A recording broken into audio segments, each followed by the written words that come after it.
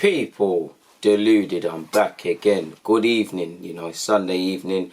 Can't lie, it's been a busy day for me, people. So, you lot know me, I like to sort of analyse the game and bring it out the next morning and things, but I was unfortunate in doing that. Now, yesterday we played West Ham.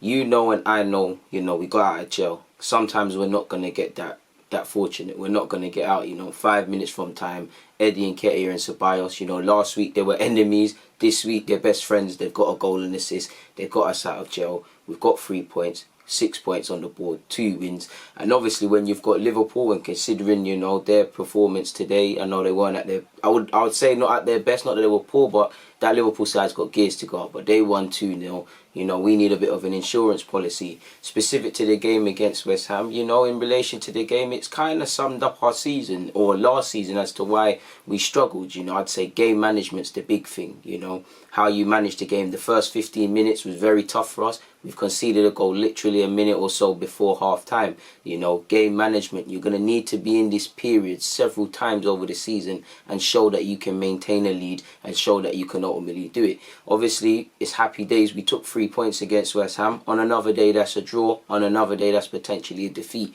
as we've seen. If you don't shoot, you don't score. Yes, we scored 2 goals, but I think we had 7 shots to West Ham's 14, who is the home side. So if we kind of started off a bit sluggish in the first 15, we haven't had that much shots for, I think we topped them in possession. This tells you, we need to do a bit more. As you lot saw, we were really struggling to break the lines collectively. We'll get onto it, but Saka was doing what he could.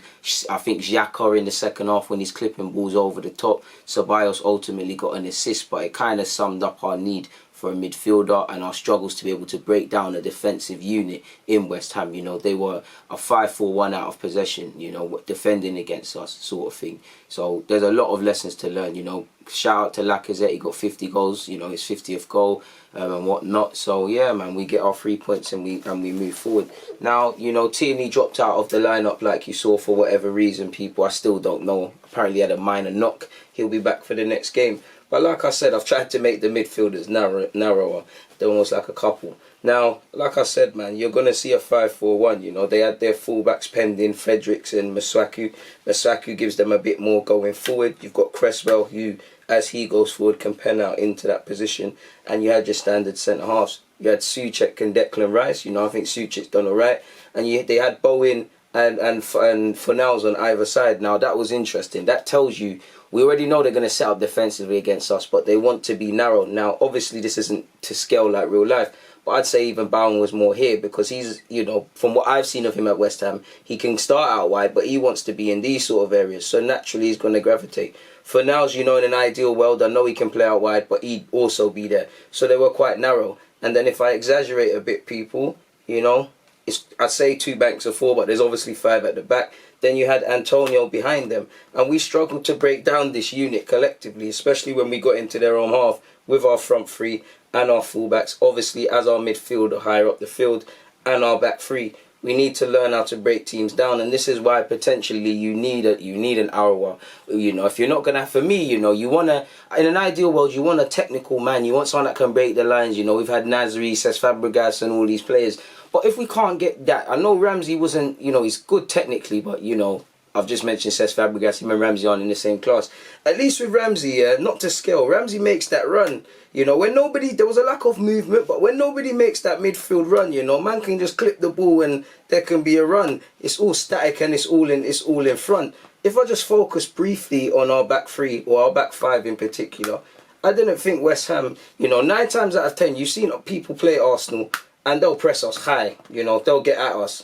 They're midfielders. Obviously, I'm now not showing West Ham's true position, but they'll get high. They'll try and discourage us from playing out the back, make us play hot potato. I felt within West Ham, focusing on the 4-man in midfield, I think they kind of sat off us to a degree, people.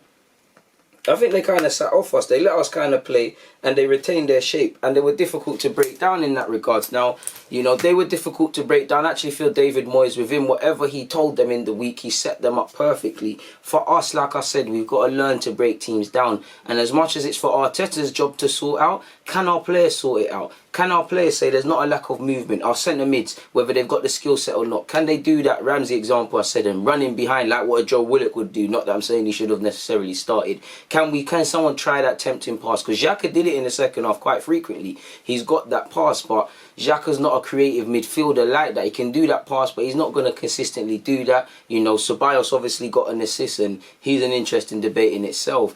So I think, you know, there was a lack of movement, there was a lack of shots. You know, I don't really care for the formation. I know we played three at the back and whatnot, but I'm not being funny. You've got Saka, you've got Willian, you've got Aubameyang, you've got Lacazette. There's enough attacking players to sort it out on the field. You've got Ceballos behind them. You know, we can talk about positions until we're blue in the face, but it gets a bit stale after a while, people. I'm not even going to cap to you lot. For me, again, it's the shots, man, because that sets the tone, people. That makes it uncomfortable. And again, like I said, in specific to West Ham yesterday, you know, there's question marks, rightly or wrongly, over the manager. There's question marks over the transfer policy. There's question marks, you know, some players are even disgruntled. And I think when you take more shots and you take advantage of your possession and have meaningful possession, you know, you create more sort of problems for the back three or the back five or four or whatever you want to call it, people. And I think we could have done that a bit more, concentrating on our goal, the goal we conceded, people. Yeah, I do think it was a bit of an upsetting one. You know, we're caught against the run of play, you know, not to scale, but, you know, that was more or less our position we started the game with. You know, on the counter, I believe, without showing where we were to a degree, I can't even remember admittedly in the heat of the moment whether it went out to the left or the right, but let's just say it went out to the left. I'm pretty sure it went to Fornals, people. Between Declan Rice and Souček, they had the ball and it fell to Bowen. Now the problem was Kolasinac was doing a madness in himself. Yeah, Kolasinac was out of position. Let's not lie, Aubameyang was caught up the field, Saka to a degree as well, and they counter-attacked. It fell to Bowen and he kind of went on a dribble. Now, what you're simply told as a fullback, people, what you're simply told as a fullback, obviously, you know, Bowen, let's draw it to scale, live motion, we're kind of dribbling now, you know, we're kind of having to think, you know, Bowen's got the ball.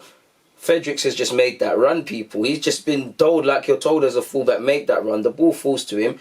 And then obviously in the heat of this, while they're counter-attacking, you know, I actually feel Holding did well in the channels, people, in this area specifically, you know, just going away from this example, you know, when you're playing against Mikel Antonio, people, there's two areas. He'll put his back against you and win fouls and try to have shots. But when the ball's over the top, he'll work these channels, you know. And if you're playing a back three, your right-hand-sided centre-half is going to be up for a battle. And I think he did well in that up until the goal. And even Gabriel to a slight degree, people. Like I said, Bowen's there, we're out of position. But like I said, while they're counter-attacking, someone's got to be aware. Now, if we watch the game again, maybe there could have been an Arsenal midfield man who could have seen Antonio's not being picked up. And we knew before the game he's the danger man. And somewhat just tuck in and probably maybe put him off or something. But nobody does that. What I'm focusing on is the two centre-halves. They're caught ball watching. You know, he gets in between them. It's too late. The ball comes in and obviously, like, you know, they pull it in the back of the net.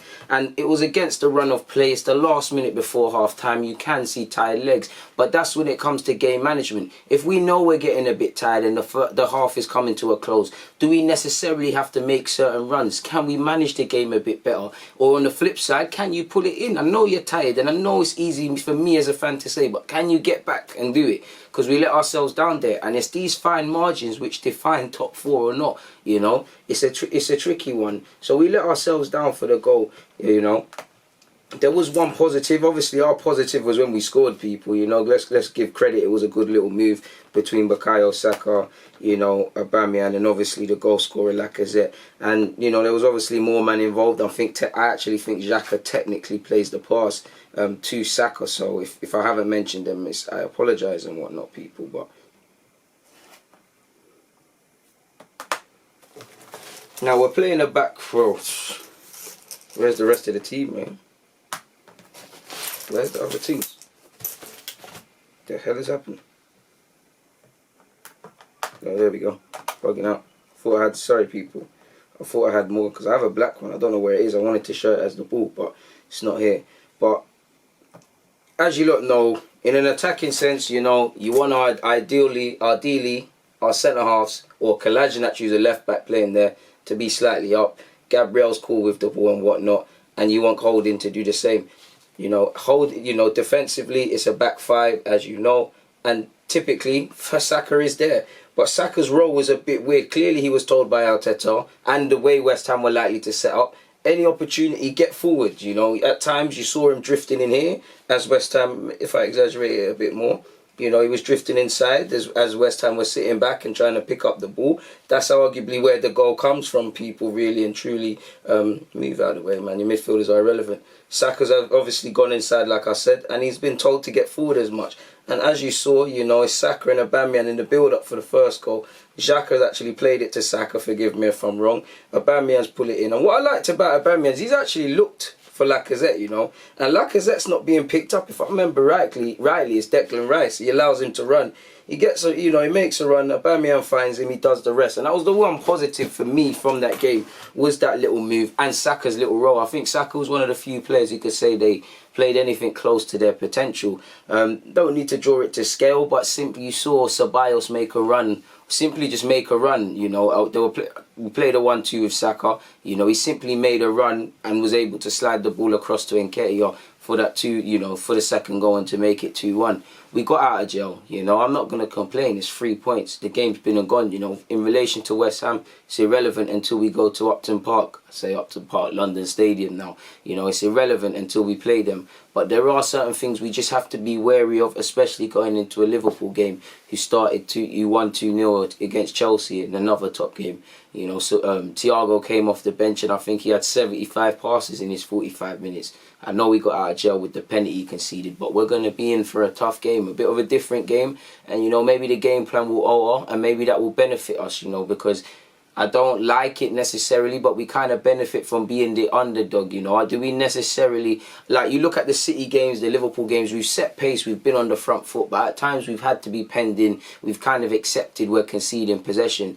West Ham isn't the best of opponents to appear, kind of use an example, but we're in that game we're required to be on the front foot to kind of force the issue if we're going to score. So, you know, we might be a bit better against Liverpool, you know, because there'll be those moves, what's the word? The attacking moves might happen, sort of fewer sort of thing, people, what we know what we want to do. Like, it's well documented, the sort of moves where, you know, Lacazette did it, was prominent in one of Aubameyang's goals against Manchester City and obviously against Liverpool the other day as well. So the game plan will obviously be different against Liverpool. Interesting to see what we do against that midfield because, you know, Henderson's got a knock. I don't know how long he'll be out for you, but you've got Wijnaldum who will make that run and make that run in behind, kind of what I spoke about. You've got Henderson who's blood and passion. Fabinho, if he plays in there, is a competent individual. You've now got Thiago who's a pass master. You've got Keita who's neat on the ball. So that how we combat against that midfield is going to be what makes the difference, people. But in relation to West Ham, I don't have anything more to say, man. I just feel we could have shot more. I think our game management could have been better. I think in terms of being on the front foot and, you know, them fine passes, they could have been better. How much that can be done with this current crop of players without bringing in additions, I don't know. Because I personally feel the game against West Ham, while we won, kind of highlights why we need two specific profile of midfielders. But in relation to my additional thoughts on the game, I'm done, man. You know, we look forward to Liverpool. Before Liverpool, you know, how disrespectful of me. We stop midweek in a cup competition, EFL trophy or EFL Cup, whatever you want to call it, Carling Cup, forever it will be to me, you know, against Leicester City. I believe that's an away game, don't quote me, and we might see some rotation. You know, you'd imagine El Nene gets minutes. Fingers crossed we might see Saliba, but it might even be too early for him, but who knows. And then after that we've got Liverpool. We've got 2 games in the week to come, so we're going to have to be at it if we want something positive. On that note, people, deluded. I'm out. Thank you for watching.